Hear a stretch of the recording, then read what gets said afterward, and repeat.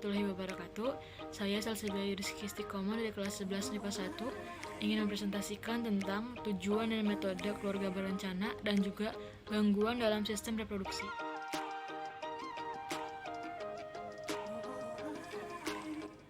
Satu, tujuan program keluarga berencana atau KB.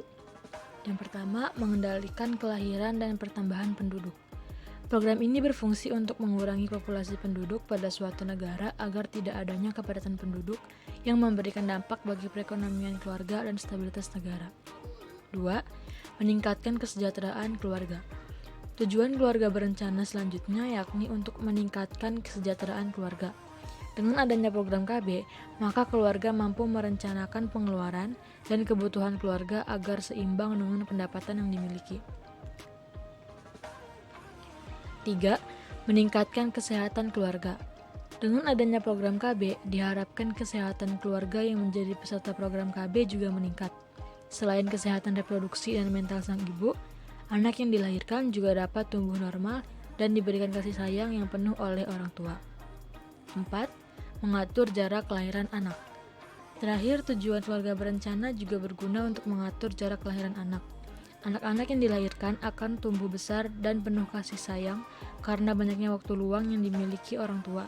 Selain itu, anak-anak juga mampu mendapatkan pendidikan yang baik karena sumber pendapatan tidak hanya habis untuk biaya kehidupan sehari-hari saja. 2. Metode atau cara keluarga berencana. Bagian A, metode KB kontrasepsi. Pertama, kontrasepsi alami. Kontrasepsi alami merupakan kontrasepsi yang berdasarkan pada sistem kalender. Jika kontrasepsi alami digunakan, pasangan tersebut tidak boleh melakukan hubungan seks selama masa subur wanita. 2. Coitus interruptus. Metode ini dilakukan dengan mengeluarkan penis dari vagina sebelum terjadinya ejakulasi. 3. Kontrasepsi kimiawi. Sesuai dengan namanya, kontrasepsi kimiawi digunakan dengan bantuan jeli, busa, krim, dan suppositoria spermisida atau pembunuh sperma. Zat-zat tersebut merupakan toksik bagi sperma, sehingga sperma tidak bisa berkembang.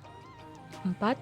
Metode sawar mekanis, yaitu mencegah pergerakan sperma ke tuba falopi. Contoh alat yang digunakan untuk metode ini adalah diafragma, kondom untuk laki-laki dan wanita, serta sterilisasi. 5. Sterilisasi merupakan metode permanen untuk mencegah penyatuan sperma dengan ovum melalui operasi. Jenis sterilisasi ada 2, yaitu vasektomi dan tubektomi. 6. Vasektomi merupakan proses pemotongan vas deferens.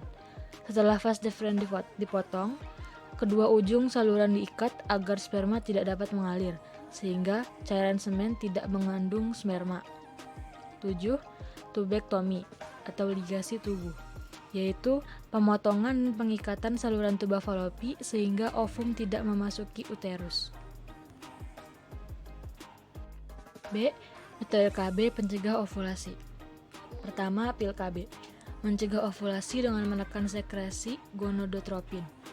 Pil KB juga mengandung steroid sintetik mirip estrogen dan progesteron. 2. Susu KB dikenal juga sebagai alat kontrasepsi di bawah kulit atau implan. Susu KB berisi levonorgestrel. Fungsi levonorgestrel antara lain menghambat ovulasi, menipiskan endometrium, serta menghambat pergerakan sperma karena lendir serviks mengental dan berjumlah sedikit. 3. Suntik KB. Suntik KB mengandung depo medroksiprogesteron asetat atau progestin yang bekerja menghambat ovulasi dan mengentalkan lendir serviks. 4. Penghambatan implantasi dapat dilakukan dengan cara memblokade implantasi. Contoh alat yang bisa digunakan antara lain IUD atau intrauterine device atau AKDR, alat kontrasepsi dalam rahim. Kedua alat tersebut bisa mencegah sel telur yang telah dibuahi menempel pada dinding rahim. 3. Ada gangguan pada sistem reproduksi. Yang pertama ada penyakit kelamin. Penyakit kelamin adalah jenis penyakit yang disebabkan oleh kuman, bakteri, virus, atau parasit yang ditularkan melalui hubungan seks oral maupun melalui hubungan kelamin. Jenisnya yaitu Candida albicans, sifilis, HIV/AIDS, dan lain-lain. Yang kedua, kanker prostat. Kanker prostat merupakan jenis kanker yang menyerang pria dan terjadi dalam kelenjar prostat.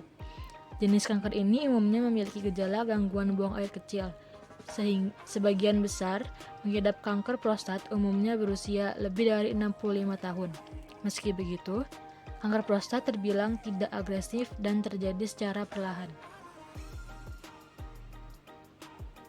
3. Kanker serviks. Kanker serviks adalah kanker yang muncul pada sel-sel di leher rahim. Kanker ini terjadi saat ada sel-sel di leher rahim alias serviks yang tidak normal dan berkembang terus dengan tidak terkendali. Sel-sel abnormal ini dapat berkembang dengan cepat, sehingga mengakibatkan tumbuhnya tumor pada serviks. Tumor yang ganas ini kemudian akan berkembang dan menjadi penyebab kanker serviks. 4. Impotensi pada laki-laki.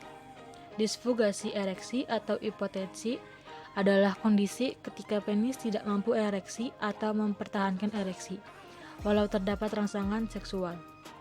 Impotensi merupakan masalah seksual yang rentan terjadi pada pria berusia 40 tahun ke atas. Meskipun tidak berbahaya, kondisi ini sangat mengganggu penderita maupun pasangannya.